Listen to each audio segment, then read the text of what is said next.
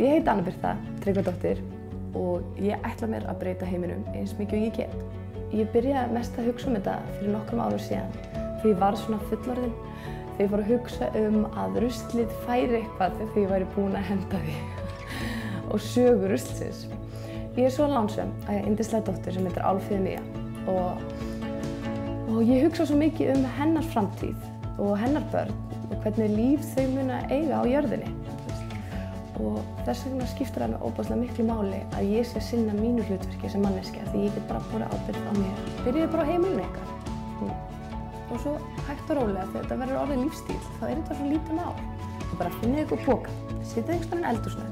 Í einum pokanum setið bara allt sem heitir pappír. Síðan með annan poka þar sem setja plast. Og í þriðja pokanum getið sett flösku. Og svo fyllist þetta og þið farið það bara út og setjið í réttar tunnur. Og það er ekkert svo erfitt að flokka.